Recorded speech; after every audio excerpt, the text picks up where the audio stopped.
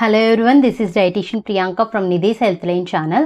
So ఈరోజు ఒక interesting టాపిక్తో మీ ముందుకు వస్తున్నానండి. అదేంటి అనంటే, తల్లిదండ్రుల నుంచి లేదా మన పూర్వీకుల నుంచి మనకి ఏ వ్యాధులు రావడానికి అవకాశం ఎక్కువగా ఉంది, ఈ ఇన్ఫర్మేషన్ మీ ముందుకు తీసుకొస్తున్నాను.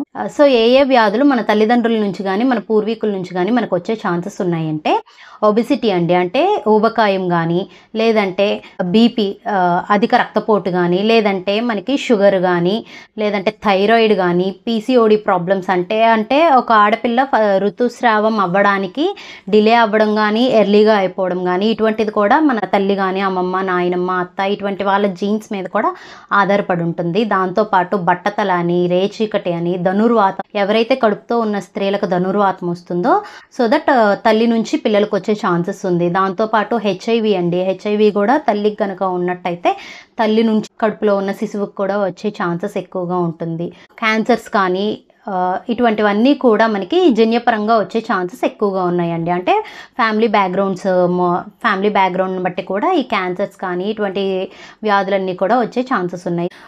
సో దాంతోపాటు నైట్ బ్లైండ్నెస్ అని, కలర్ బ్లైండ్నెస్ అని, లేదంటే ఆర్థరైటిస్ అని, ఆస్తమా అని కానీ ఇటువంటి వ్యాధులన్నీ కూడా తల్లిదండ్రుల నుంచి కానీ పూర్వీకుల నుంచి కానీ మనకి సంక్రమించడానికి ఛాన్సెస్ ఎక్కువగా ఉంది. సో దీనికి రెమెడీ ఏంటి, మనకు వచ్చింది మన నెక్స్ట్ జనరేషన్కి రాకుండా ఉండడానికి మనం ఏం చెయ్యాలి అన్న క్వశ్చన్ మీకు వచ్చినట్టయితే, సో అసలు ఈ జన్యపరంగా వచ్చే వ్యాధులు మన నుంచి మన పిల్లలకి సంక్రమించకుండా ఉండడానికి మనం ఏం చేయాలి, ట్రీట్మెంట్ ఏముంది అని చూసుకున్నట్టయితే, మనం అసలు ముందుగానే ఒక డాక్టర్ దగ్గరికి వెళ్ళి మంచిగా కన్సల్ట్ అయితే మనకి వాళ్ళు వ్యాక్సిన్స్ ఫామ్లో కొన్ని రోగాలని మన నుంచి తరతరాలుగా మన పిల్లలకి రాకుండా ఉండడానికి ఛాన్సెస్ ఉన్నాయి. లైక్ క్యాన్సర్స్ కానీ, హెచ్ఐవి కానీ, ఈ లైక్ అంటే మనకి ఇది ధనుర్వాతం కానీ ఇటువంటివన్నీ తల్లిదండ్రుల నుంచి పిల్లలకి రాకుండా ప్రివెంట్ చేస్తూ ఉంటారండి. దాంతోపాటు ఫిజికల్ ఎక్సర్సైజ్ చేయడం వల్ల కూడా కొన్ని వ్యాధులు అనేవి మనతోనే ఆగిపోతాయి, మన పిల్లల దాకా వెళ్ళే ఛాన్సెస్ తక్కువ అవుతాయి. అంటే లైక్ ఒబెసిటీ కానీ, థైరాయిడ్ కానీ, మనకి బీపీ కానీ, షుగర్ కానీ ఇటువంటివన్నీ మనం కంట్రోల్లో ఉంచుకుంటే కనుక మన పిల్లలకి అవి ఎఫెక్ట్ అవ్వకుండా ఉంటాయి.